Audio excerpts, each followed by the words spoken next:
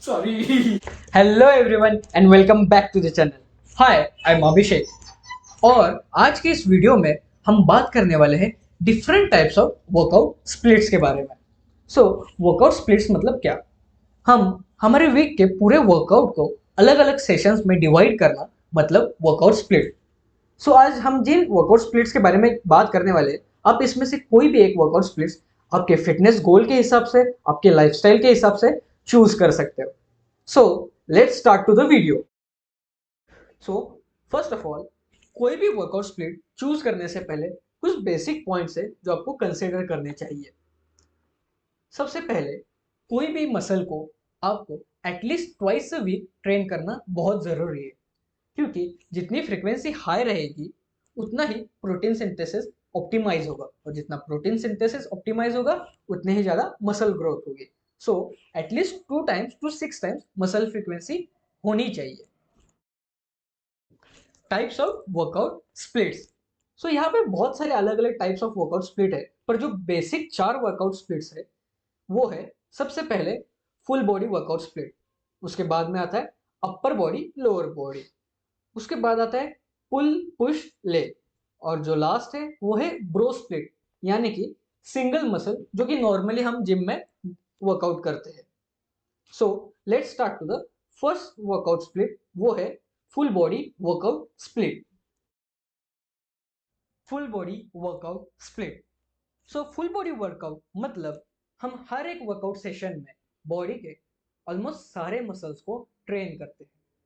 हम full body workout week में at least 2 days से लेके मैक्सिमम 6 डेज तक कर सकते हैं। अब हम देखेंगे फुल बॉडी वर्कआउट के कुछ प्रोज।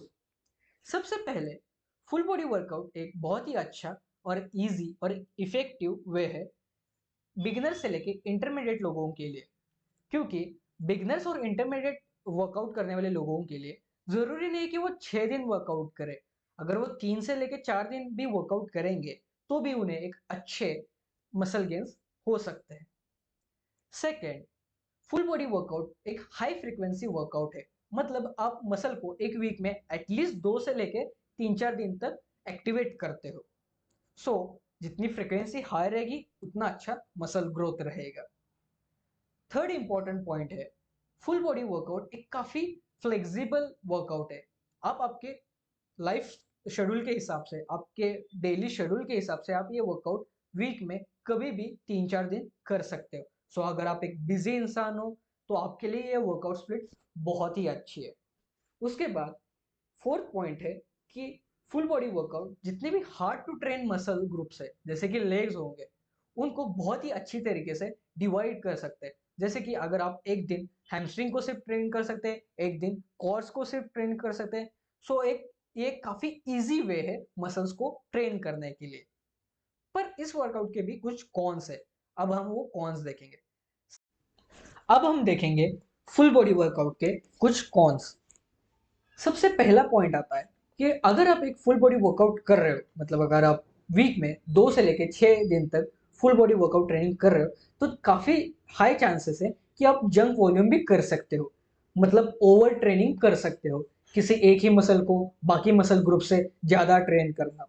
इससे क्या हो सकता है कि मसल जल्दी रिकवर हो जाएगा, पर जो जॉइंट्स रिकवर होने में टाइम लेते हैं वो मसल से ज्यादा होता है। फॉर एग्जांपल, अगर आप चेस्ट को ही ज्यादा ट्रेन कर रहे हो तो आपके चेस्ट के मसल्स तो जल्दी रिकवर हो जाएंगे, पर जो जॉइंट्स उसमें इन्वॉल्व है वो थोड़ा टाइम लेते हैं, आपको जॉइंट्स इंजरी हो सकती है। उसके बाद में सेकेंड पॉइंट आता है कि फुल बॉडी वर्कआउट में आप आपके बॉडी के हर एक मसल को ट्रेन करते हो, आपको बॉडी के हर एक मसल को वार्म अप करना पड़ेगा। वार्म अप में काफी टाइम लग सकता है। आपका जो ओवरऑल वर्कआउट का ड्यूरेशन है वो काफी बढ़ सकता है वार्म अप की वजह से। उसके बाद थर्ड पॉइंट आता है कि फुल बॉडी वर्कआउट एक कंफ्यूजिंग वर्कआउट हो सकता है, स्पेशली फॉर अ बिगनर, क्योंकि बिगनर्स को थोड़ा कंफ्यूज हो सकते हैं कि कौन से दिन कितने मसल ट्रेन करने हैं, कितना वॉल्यूम करना है, ये थोड़ा कंफ्यूजिंग हो सकता है। ये थे फुल बॉडी वर्कआउट के प्रोज एंड कॉन्स। अगर आप एक बिगनर हो, या फिर आप इंटरमीडिएट हो, या फिर आप हर रोज जिम नहीं जा सकते, तो ये वर्कआउट आपके लिए बहुत अच्छा वर्कआउट हो सकता है। सो ये थे फुल बॉडीज के प्रोज एंड कॉन्स। सो हमारा सेकेंड वर्कआउट स्प्लिट है upper lower workout split. Upper lower workout split मतलब हम एक दिन अपर बॉडी को ट्रेन करते हैं और एक दिन लोअर बॉडी को ट्रेन करते हैं। अपर लोअर वर्कआउट स्प्लिट एक बिगिनर से लेके एडवांस लेवल का वर्कआउट प्रोग्राम है। सो अगर आप बिगिनर हो तो भी आप ये वर्कआउट कर सकते हो, आप एक एडवांस लिफ्टर हो तो भी आप ये वर्कआउट कर सकते हो। अपर लोअर हम वीक में 4 दिन से लेके 6 दिन तक कर सकते हैं। अब हम देखेंगे कुछ प्रोज। सबसे पहला पॉइंट आता है अपर लोअर वर्कआउट स्प्लिट एक काफी अच्छा lower body focused workout split हो सकता है, क्योंकि अब लोअर बॉडी को एटलीस्ट 2 से लेके 3 दिन तक वीक में एक्टिवेट कर रहे हो, ट्रेन कर रहे हो। सो आपके लिए एक काफी अच्छा लोअर बॉडी फोकस्ड वर्कआउट हो सकता है, स्पेशली फॉर वीमेंस जो लोअर बॉडी पे ज्यादा फोकस करती है उनके लिए। अगर आप एक मेल हो और आपके चिकन लेग्स है तो आपके लिए भी एक वर्कआउट काफी अच्छा वर्कआउट हो सकता है।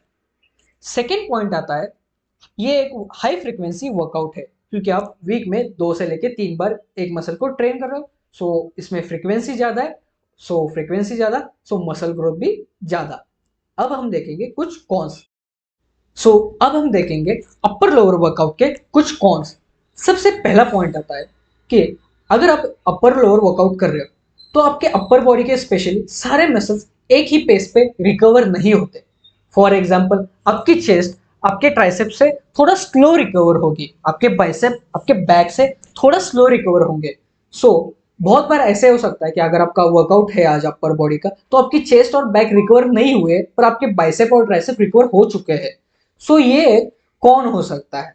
उसके बाद जो सेकेंड पॉइंट है, अगर आप एक एडवांस बॉडी बिल्डर हो, एडवांस ट्रेनर हो, तो आपके लिए काफी चैलेंजिंग हो सकता है कि एक ही वर्कआउट सेशन में चेस्ट प्रेस भी करना और हेवी रोज भी करना।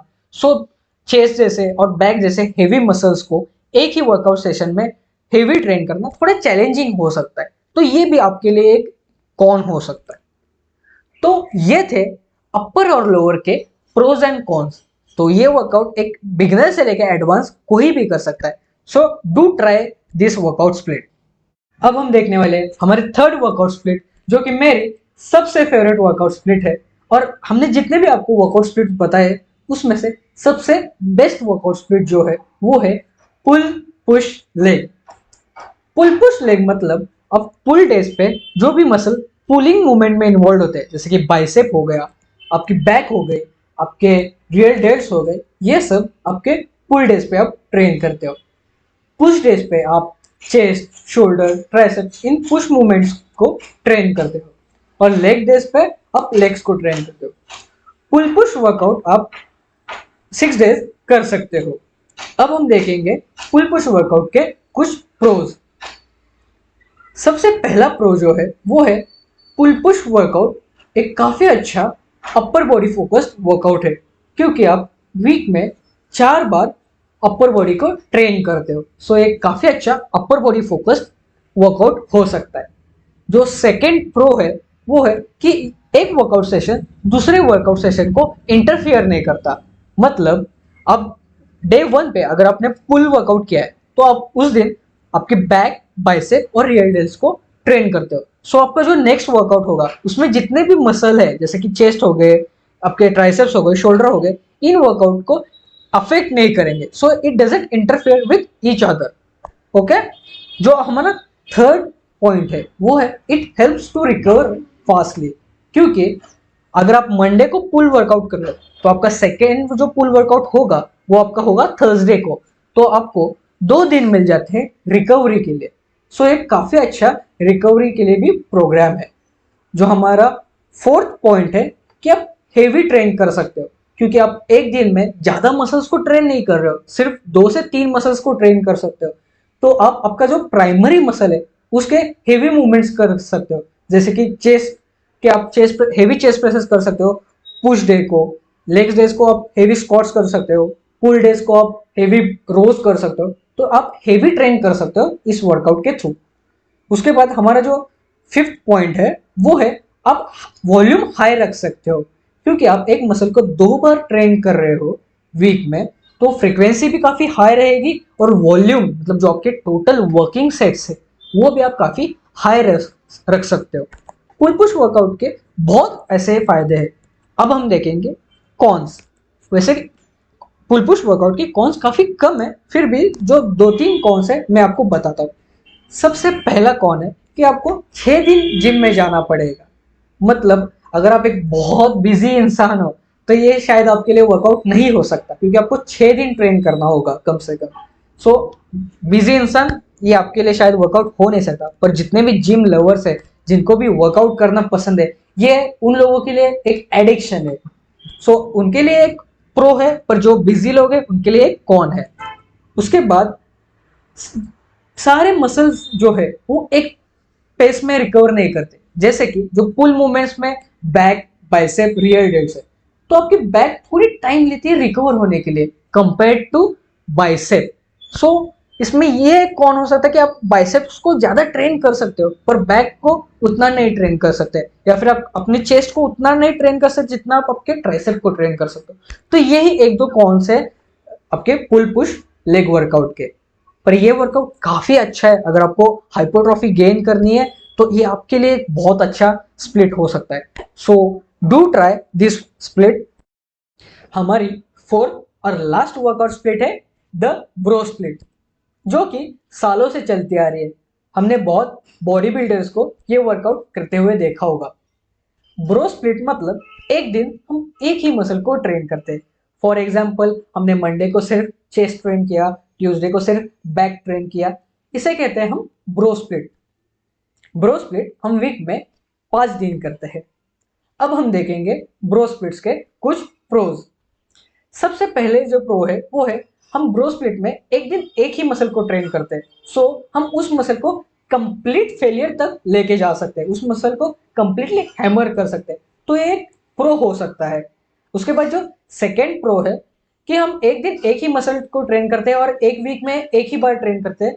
सो इसमें जंग वॉल्यूम ज्यादा नहीं हो सकती, क्योंकि हम एक मसल को एक ही बार ट्रेन करेंगे तो मोस्टली हम उस मसल के सिर्फ 15 से लेके 20 सेट्स ही करेंगे। सो इसमें जंक वॉल्यूम नहीं होगी। जो थर्ड प्रो है वो है इसमें इजी टू प्लान, क्योंकि अगर हम एक दिन एक ही मसल को ट्रेन कर रहे हैं, फॉर एग्जांपल हम चेस्ट को ट्रेन कर रहे हैं, तो चेस्ट के हम कोई भी 4 से 5 एक्सरसाइज कर सकते हैं। तो ये इजी टू प्लान है। तो ये थे कुछ प्रोज। अब हम देखेंगे कुछ कॉन्स। सो सबसे पहले और सबसे बड़ा कॉन जो है ब्रो स्प्लिट का वो है कि इसमें फ्रीक्वेंसी काफी लो है। हम एक मसल को सिर्फ एक ही बार ट्रेन कर रहे हैं। सो फ्रीक्वेंसी काफी लो होने की वजह से ये काफी बड़ा कॉन है। जो हमारा सेकेंड कॉन है वो है कि जो वर्कआउट के एंड वाले जो एक्सरसाइज है या वर्कआउट के एंड वाले जो सेट्स है, उसमें थोड़ा सा इंटेंसिटी कम हो जाती है।